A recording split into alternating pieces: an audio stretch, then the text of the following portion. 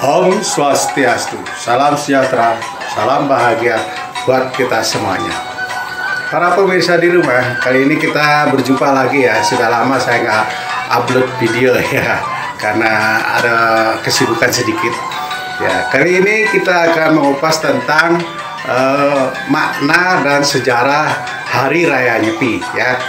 Kita beberapa hari lagi akan merayakan yang namanya Hari Raya Nyepi buat kita umat Hindu di Nusantara ini ya. Oke, saya akan bicara sedikit mengenai sejarah Hari Raya Nyepi atau kita memasuki Tahun Baru Saka ya. Pertama kita belajar dulu sejarah Tahun Sakanya. Tahun Saka ini di mana sih terjadinya? Apakah di Nusantara atau di India? Ya. Jadi kita melihat sejarah Tahun Saka. Tahun Saka ini dimulai pada tahun 78 Masehi sejak dinobatkannya Raja Kanishka I dari dinasti Kusana. Ya. Jadi pada zaman dulu itu di India ya makanya bahwa ya kita tidak bisa dipungkiri bahwa sejarah kedatangan agama Hindu yaitu berasal dari India ya. Jadi bukan dari Nusantara tetapi dari India ya. Jadi di zaman dahulu ya sebelum 78 Masehi itu di India tuh banyak sekali tuh suku-suku ya. Suku-suku bangsa India itu kan luas tuh ya. Ada India Utara, India Selatan, India Barat, Timur ya, dan India Pusatnya. Sama seperti di Indonesia, banyak ada suku-suku ya. Ya, di India juga begitu pada zaman dulu. Nah, ada suku Malawa, ada suku Yuchi, ada suku Saka, ada bangsa Malawa dan lain sebagainya ya. Di antara bangsa-bangsa ini, suku-suku ini, ya mereka saling berperang, ya. Kerajaan Yuchi ekspansi ke kerajaan Saka. Begitu pula kerajaan Saka nyerang lagi ke kerajaan Yuchi. Yuchi juga begitu, menyerang Malawa. Malawa menyerang lagi. Tidak ada habis-habisnya, ya. Kerjanya cuma ekspansi, ya. Bertempur, berperang, ya, sehingga tidak adanya kedamaian ya pada waktu itu ya. Nah, sekitar tahun 78 Masehi, nah ini bangsa Saka ini bisa menguasai bangsa Yuchi karena Yuchi ini sangat terkenal kuat ya di antara suku-suku yang lainnya, sehingga pada waktu kerajaan Saka menguasai suku-suku yang lainnya ya termasuk Malawa, Yuchi, Parsia ya dan lain sebagainya, sehingga Raja Kanishka I dari dinasti Kusana ya beliau dinobatkan pada tahun 78 diangkat setelah berkuasa selama setahun sampai tahun 79 ya, tanggal 22 Maret 1979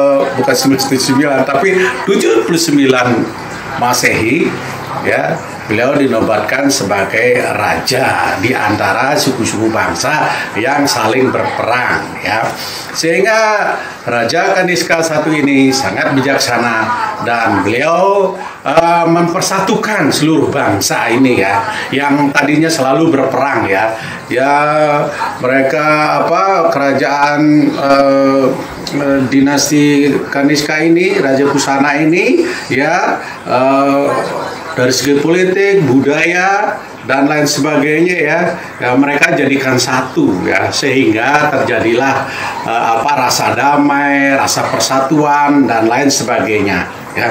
Nah, kalau kita melihat benang merahnya ya kita bisa ambil kesimpulan bahwa kenapa kita Hari Raya Nyepi yang kita laksanakan di sini merupakan hari introspeksi diri ya, karena kita selama setahun ini ya dalam kehidupan kita selalu bergejolak yang selalu setiap manusia kan dikuasai oleh sadriku ya, nah musuh yang dalam diri kita ya jadi ada gempuran dari luar eksternal kita, ada juga yang dari dalam diri kita yang disebabkan oleh diri kita ya, yang selalu berkecamuk ya antara si baik dan si jahat ya, selalu bertentangan.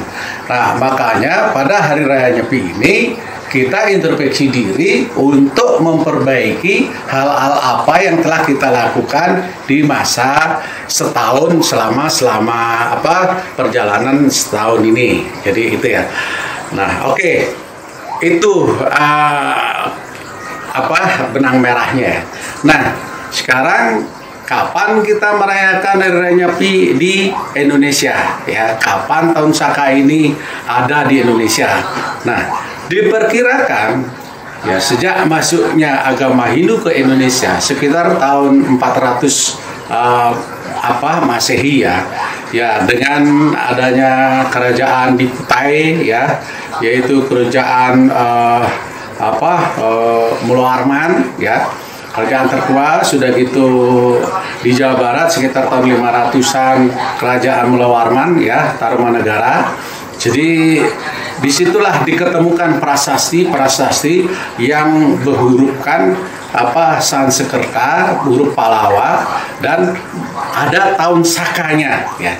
Jadi di Nusantara ini prasasti diketemukan dengan tahun Saka, sehingga tahun Saka itu di Nusantara ini sudah lama ya, sejak masuknya agama Hindu.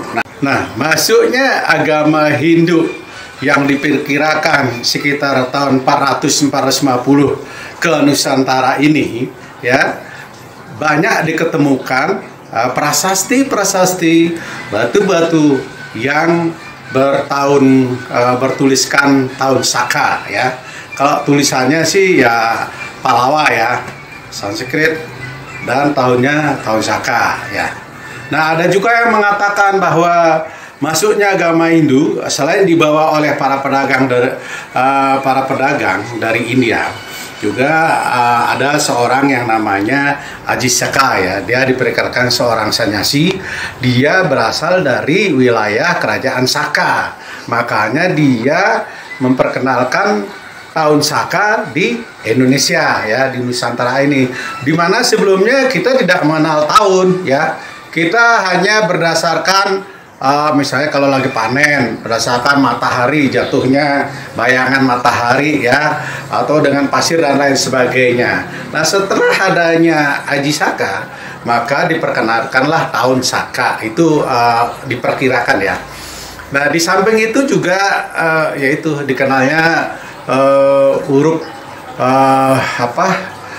huruf Saka ya, yang terkenal dengan istilah Ono Coroko Doto Sewolo Bongo Boto Joyonyo ya. Di Bali juga ada ya, Hane Cereke ya, seperti itu. Nah, bagaimana dan kapan Hari Raya Nyepi ini sebenarnya mulai disusun dan dilaksanakan? Nah, pada waktu kerajaan Majapahit runtuh ya, waktu zamannya Raden Patah terakhir ya, mengungsilah para umat Hindu ya, agama Hindu ya ke Jawa, ke timur ya, ke Belambangan, ke Banyuwangi ya, Bojonegoro dan lain sebagainya ya. Sehingga mereka itu dalam penyamarannya, dalam pelariannya, mereka sembunyi-sembunyi untuk melaksanakan keyakinannya ya, termasuk merayakan Nyepi ya. Nah, kita masuk ke wilayah Bali.